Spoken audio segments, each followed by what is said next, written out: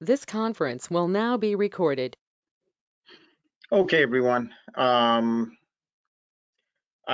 were going to have two items. Unfortunately, it looks like I don't see either Andy, and I think Jun Shen was iffy. So this was a quick discussion about a thermal work stream that didn't come through, and then Andy at the Fraunhofer Institute in Dresden was going to talk about how they were going to help in the bow effort, and it looks like we've got some crossed wires. Let's see. And then the next few weeks, we've got Jan from Tech Search is going to talk about a survey they did on chiplets, markets for chiplets. 416, 49 will be Sci-Fi. Actually, I should pencil that in. Will likely be Ketan at Sci-Fi, and 416 will be Letty, a speaker from Letty. 423 will be Sehat from FLC. So if you have anybody else lined up, now is a good time.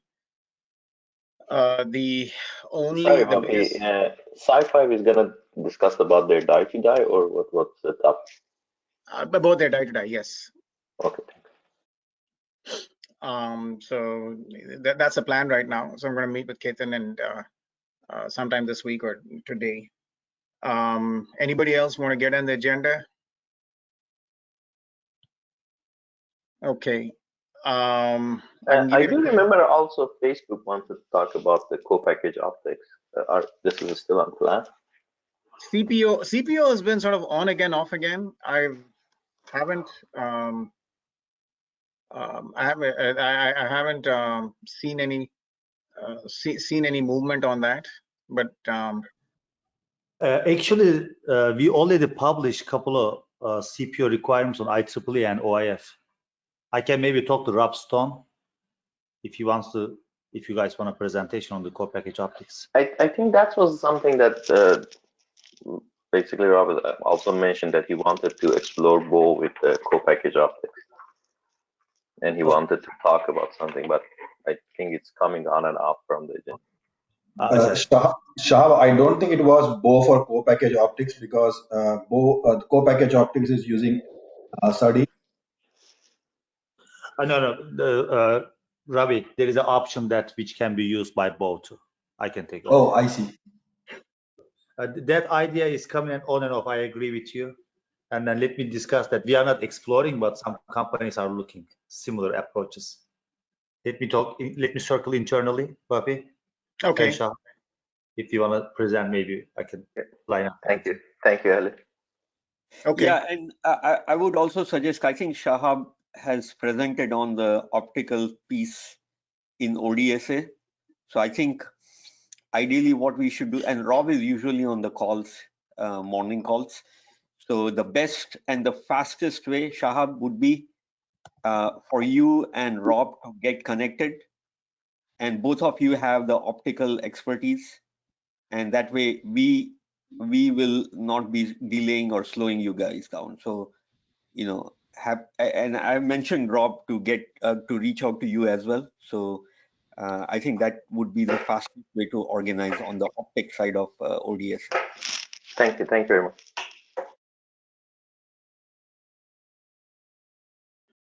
Okay, let me just do one more quick check. Andy from Fraunhofer, you on by any chance? Nope. All right.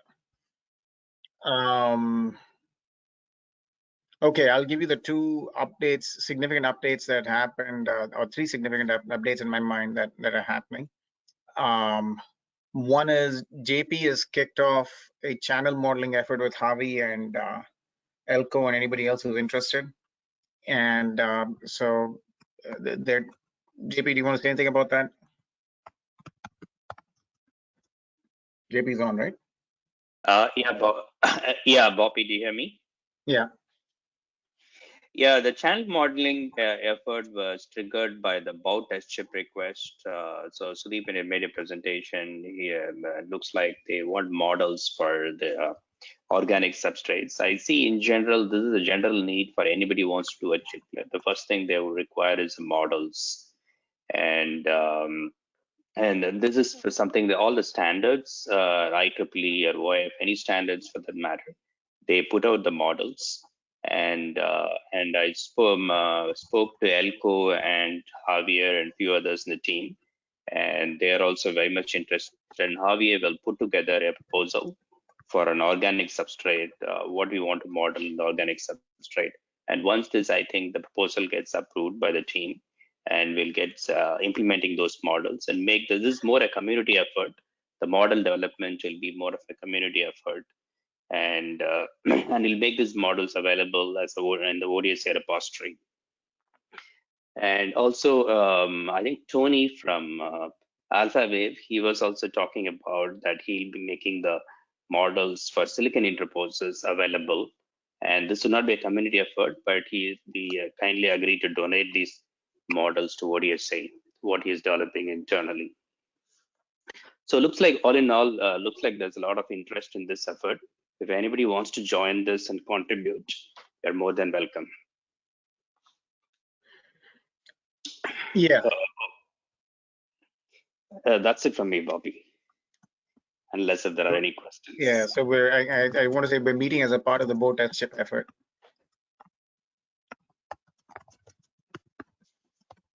Right. Currently, it'll be a part of Bow test chip effort until we see a need for a separate stream or separate day for it. Okay. JP, I have a quick question. Is the stack I up? don't know if Javi or Helen. Yeah. Hey, JP, quick question. As you know, thank you for sharing this update on the channel modeling. Yeah, I can hear you. Yeah. Sure, DJ, go ahead. Yeah. So the question I have is, could you share with this group what is the channel, the physical construction of the channel? I think there are a lot of packaging experts on the call. They would love to see what is the option AlphaWave or anybody else is looking at. And I'm sure people will have inputs in terms of different possibilities of constructing a channel, maybe low cost, low performance, high cost, high performance. So it would be great if someone can share what exactly is the physical structure of the channel, which people are trying to close and create model on. Yeah, good question, DJ. And this is something we've been discussing. And Javi will put together a proposal. Javi, do you want to talk about that? Yeah, I'll just briefly describe it. So the baseline we're thinking of is having a very high density bow interface, so 4 slices deep. So having the 4th slice in speak with another 4th slice in of another device. So that takes the channel down to and you know, either the 7th or 8th layer down in the package substrate and over and back up again, and then we're going to limit it to a certain length. The objective here is to because when someone's going to make one of these bow interfaces, what we want to do is have it be as efficient as possible. So presenting kind of a worst case, saying if you can just barely pass this, that's great, because at least there's some flexibility. We don't want the IP vendors to make things that are going to only work 1 slice or 2 slices deep and knock them out of other pieces of the business. But we don't want them to over-engineer it to the point where it's just very energy inefficient and then high latency, right? So we want to strike that balance. So that was what was assumed, 4th slice to 4th slice. If somebody has a different opinion, we'd love to hear it. Currently, we've got it drafted up, and Ilko and I are just going back and forth on it, and then it should go out to the rest of the prototype team within a couple of days, I'm assuming.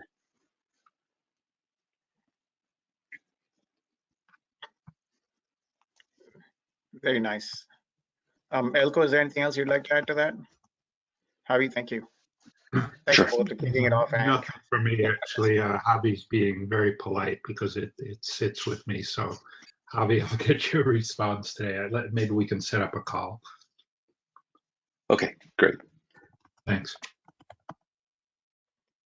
And as JP referenced, Tony from AlphaWave says they're building a test chip for a parallel interface with a interposer, and they're pretty open to sharing a channel model for the interposer with us. So that's a very nice thing. So hopefully we should have 2 channel models, one for laminate and one for interposer, sometime in the near future. Let's see, I'm going to share my screen again. Sorry, I was just trying to capture who's here. Okay, so that's one thing. And the second sort of interesting development in my head is the link layer, the Bose spec. We're sort of I think we're finally hit the last area of openness, and we're coalescing around what specific functionality the file layer should expect from the link layer. And so I think if you're the Arthur from Cadence and Damien from Synopsys are doing a pretty nice job of sort of bringing us all into alignment. And so if you have any interest in that, join we meet on Thursdays. But fundamentally what we're getting to is I think we're getting closer and closer to the idea of a single file lane being responsible for itself, and everything about coordination across file lanes, link bring up and training, everything goes into the link layer, kind of reasonably close to the PCIe model in terms of logical control flow. That's roughly where we're headed. If you have any questions, now's a good time. And finally, the third development in the software POC, Kevin, I'm probably going to need your help here. I think we're finally we're in alignment around storage, on storage as the use case, and we're looking at sort of control in the host and acceleration in the NIC, right? Is that a fair way of saying it? More acceleration within the card, within the POC card versus host. I'm not sure the NIC is where I put it, but yeah, that's true too. Well, you know, my company and all.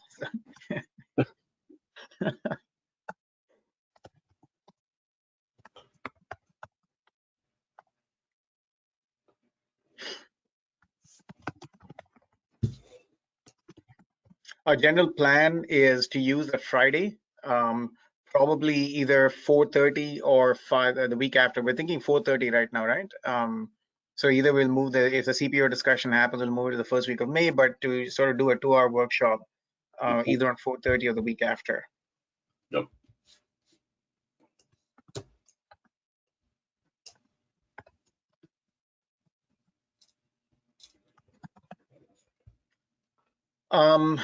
JP, any other significant update on the POC? Yeah, Bobby, we'll be getting the boards very soon. We are getting the one more board which is left for the NIC interposer card that is fabbed out, and we'll be getting in San Jose soon. And we'll have a full-fledged demo with that board. We'll be able to do it. And I think the software efforts are also coming out pretty well.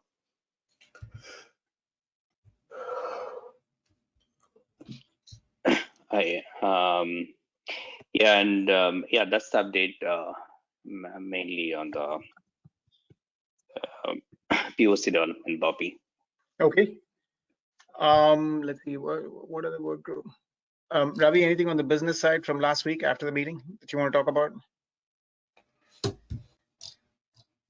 So, Bapi, as you were part of that meeting, so what we were doing is we are looking into several questions which were submitted, and as a group, if we can narrow down to few, questions or which we would like community to work on.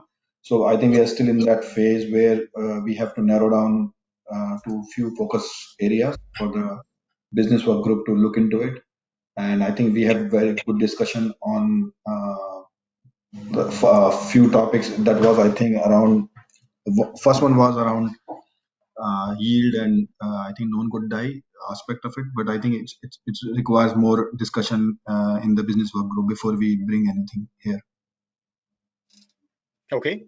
And Bapi, speaking of which, can you send me your file? I don't think I saw the file we were working on last week. Yes, okay. In fact, I think I'm holding 2 files hostage. All right. And Bapi, one more item.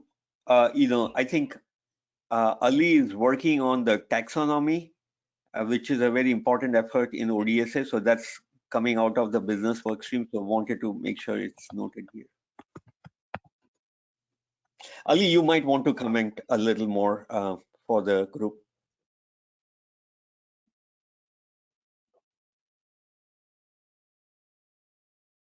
Where's Ali? There he is. Ali or Halil? Ali. Oh, sorry. No worries, man. Yeah, Ali, I think Ali started the work. This was discussed a while back. And the basic background is that we use all these terms, across different presentations in terms of what the chiplet is, what the interface is, what the channel is, and what the module subsystem. So we want to have a common nomenclature so that there is ease of communication across the groups when we are talking about a certain aspect of the work. So I think Ali has started doing this work, and this would be one output coming out of the business work stream. Okay. I think that's it by way of up. And is there anybody I don't see David from CDX or Jawad. So, and I don't see Kenneth from Xilinx. So those are the updates I have. There is one sort of semi-controversial agenda item, but I'd like to save it for after the opens. So let me just do a quick round of opens, and then I will. Anybody new want to introduce themselves? Who hasn't been at the meeting here before? Okay, then let me do the survey from. I'm having a horrid time here. Okay, Mudassir, Timothy, any opens?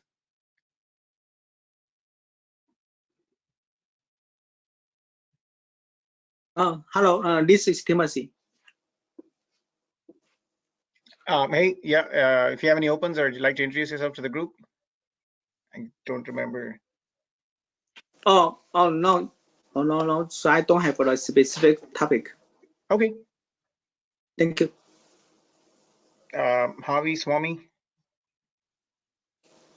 any opens? Nothing. Nothing. Thank you, Bapi. No, nothing else for me. Okay. Ravi Shahab? Nothing, thank you. Nothing from my side, Bapi. Elko Kevin? Nothing here, thanks. John Scott? No opens, Bapi. Rob and Craig? No, I'm good, thanks. Suresh? Sri Ganesh? Nothing, thank you. Nothing, thanks. Okay. Halil, Felipe? On my side, we have a meeting on thermals with Facebook next week to talk about the thermal stream we didn't talk about this week. I think it was delayed because some people had kids off on holiday or something, or school break. Okay, thanks. David, JP? Hey, Bobby, I have a question.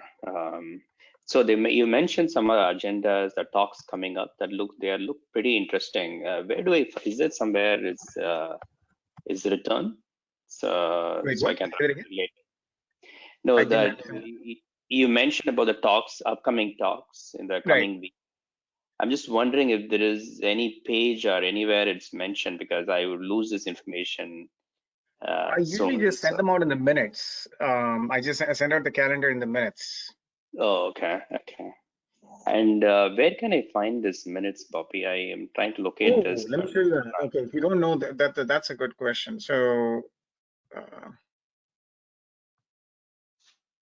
usually I do it's here, groups.io, and it's you subscribe to this list, OCP all, OCP ODSA. OCP is on uses groups.io as a mailing list. Okay, So okay, go here and join the group. okay. Right. So this is what general group, is it, or just Yeah, ODSA, OCP, we have ODSA? just the mailing list for the group as a whole. So Okay. usually the only traffic on this is me, is my minutes. Ali sort of kicked off a white paper running discussion here. Okay. And but every OCP group has a mailing list on groups.io. Okay, this is good to know.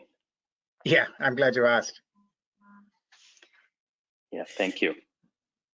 Bobby, you can also cut and paste the link in the chat on the GoTo if that helps people. Give me 1 second. Good point. Let me do that.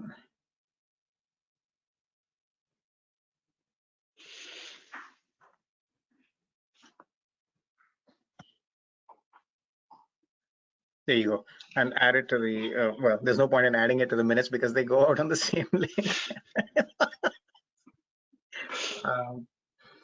Let's see. David, anything on your mind? No, we're covering the storage POC implementations in that other meeting, Boppy, so I think we're good there. Okay, good. I'm glad we're getting some movement on the storage stuff. So it's Well, we're just trying to get some options laid out. That's all. Yeah, so far. That's Ali, Paul.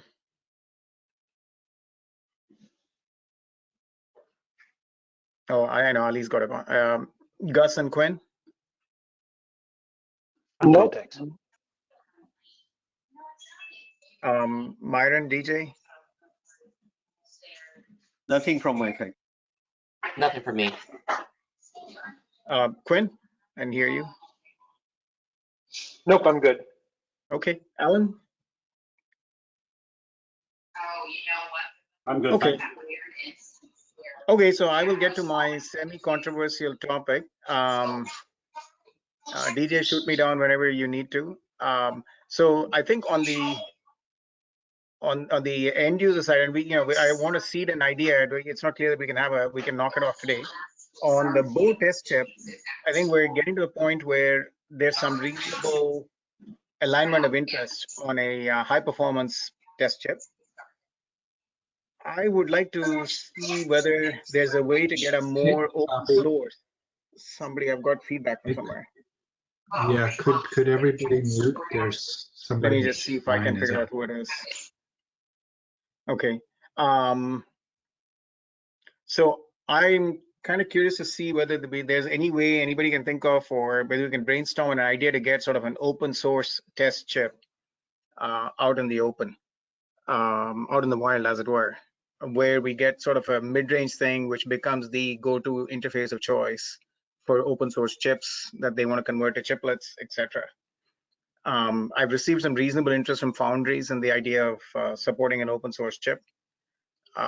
So part of me wants to sort of brainstorm around a way to get a open source Bow interface up and running.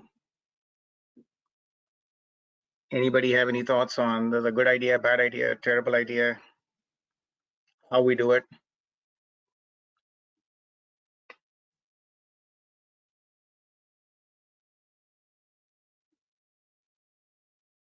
Is the concept just as a demonstration, or actually make a chip that has, say, PCIe and memory controller on it, so that it would actually be useful for others to connect to? So I don't know that we can get the chip with digital logic on it, but I was thinking that the idea is to produce a hard macro in a few process nodes that others could use as is if they wanted to. A collection of usable hard macros for the Bow interface. But it seems if we threw a memory controller and a PCIe on it or something like that, then it'd be like a really useful building block that people might actually be viable. So test chip alone, not test chip alone, but plus a memory controller,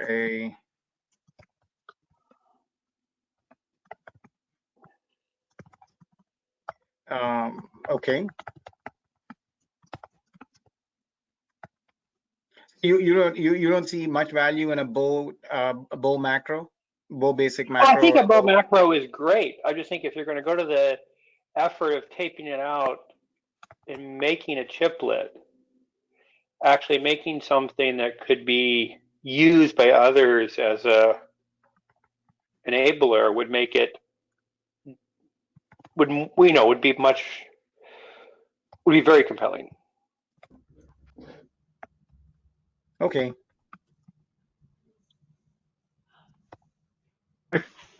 From Ericsson's point of view, I could see a value in a chip with just bow and loopback, something that could be paired with other test vehicles, like the ones we sometimes do, to validate something known good die to connect to and test.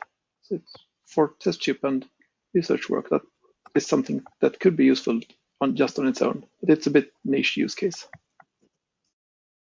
Yeah.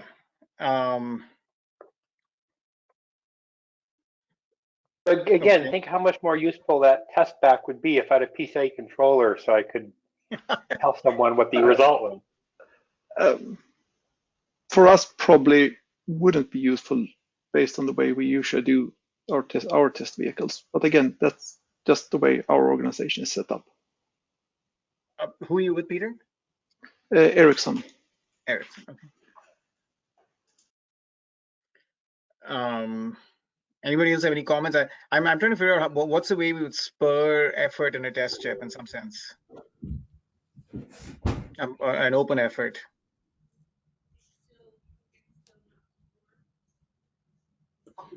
Hey, Bobby, this is Rob from Facebook speaking. A question for you. So you mentioned Bow Basic. Is that a foregone conclusion, or could we consider Bow Fast for this? No. So there is going to be a Bow Fast test chip, which I think is going to meet end user needs. And okay. But my assumption is that's not going to be an open source design or an open design. I think that there's reasonable alignment around that. I'm trying to figure out whether there's merit in doing a parallel, much more open source design for the mid-range, Bow at 4 gigabits lane, which won't be useful for end users, but more as a community resource, as it were. Okay, got it. Thanks.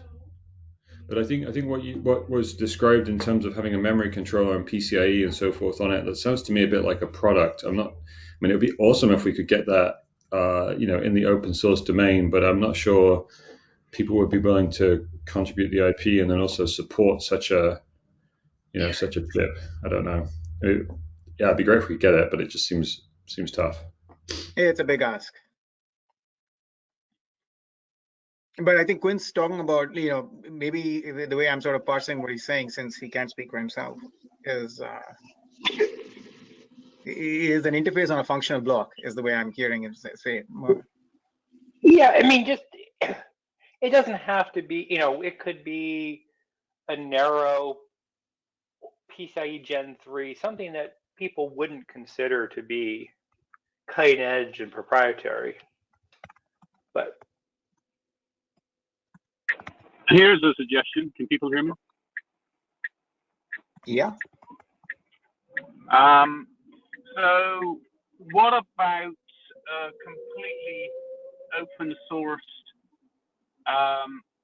memory controller where you could make a chiplet to talk to the memory with the Bow interface, and on the other end of the Bow interface would be a functional memory test pattern generator. So you could do a heavy memory bashing test between the two.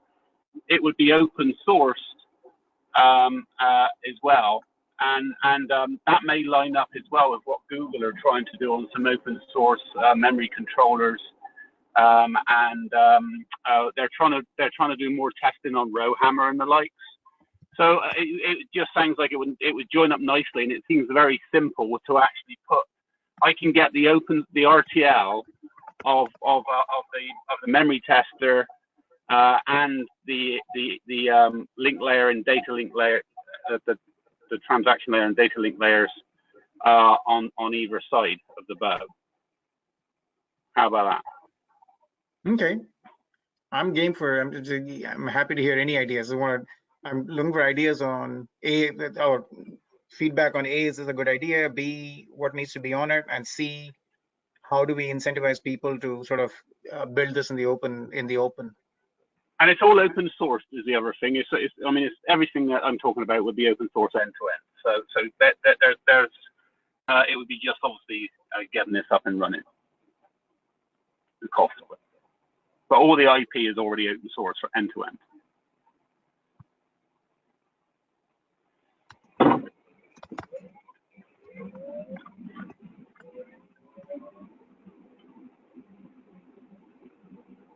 Anybody else with any thoughts? Thanks, Alan.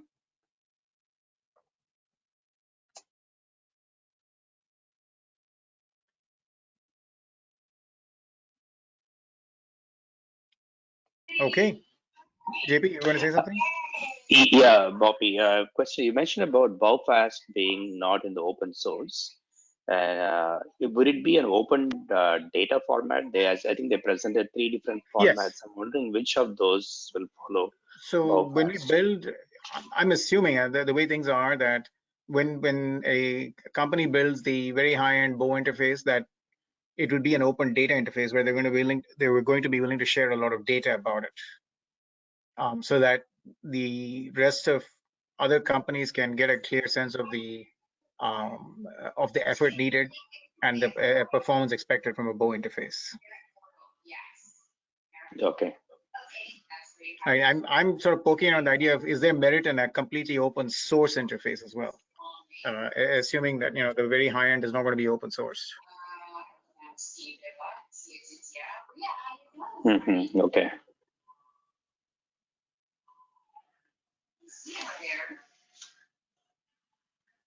Okay. So what performance what is reasonable performance target for this for the open source version? Do you think? I think you can get to. I think you can get to around 250 gigabits per second per mm of beachfront. And what wire speed do you think? At around 4 gigabits per lane. 4 gigabits per lane, 2 gigahertz clock rate, double data rate. I mean, there are a lot of use cases where that is the appropriate speed. Yes. Potentially with a much higher bump density using different technologies, but it's certainly one of the sweet spots for a large group of our applications. Exactly. And an open source, it's something I know our development organization is starting to push quite heavily, that they actually want open source implementations to be available to ensure that it's the longevity of the interfaces. Yes. Thank you. That makes me feel much better. That's my interest in sort of seeing if we can sort of get push one into existence at that line rate. Sorry, Bappy. Who's providing the IP, and why is the medium open source and not the other? Wait, what? So why is it only this one's going to be open source? Why aren't all of them open source? Sorry, Alan. The second part of your question broke up again. All right, sorry. I'm just trying to understand what makes one open source and the other one not on the high and medium. Oh, because the high end is going to well, on the low end, I think there are more process portable tools, and Sharp can comment on that. But on the high end, I'm assuming there's a whole lot more engineering effort and support that goes in. Okay, so it's not that you have a vendor lined up for the high end and they're not prepared to open source it. It's just you're thinking it's going to be hard to get it open source. Yes, that's my assumption. Okay, thanks. We just wanted to clarify that. One of the things I see from the main product development units we have is they are quite fond of AIB because there are parts of it being open sourced, and the increasing number of parts of it being open sourced is something that's seen as a huge plus. That's for the 4 gigabit per second per wire range, and it seems to be a trend that they're trying to look for that. So even though the 10, 15, 20 gigabit options would not be open sourced, having something in this mid-range as an open source reference, I think could help adoption a lot. Ooh, that's good to know. Thank you.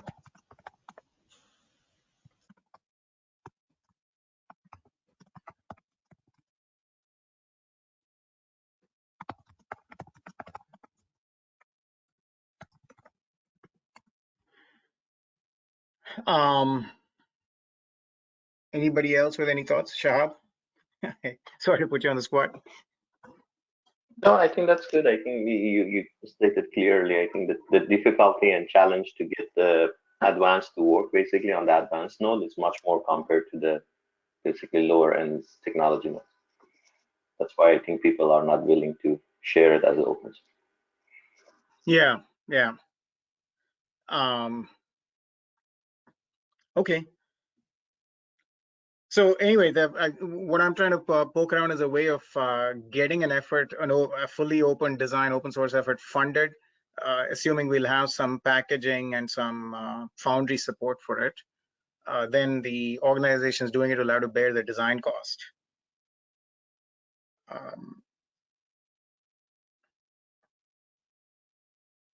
Okay, well, that's all I have. If nobody has any other opens, I can give you back 20 minutes of your Friday.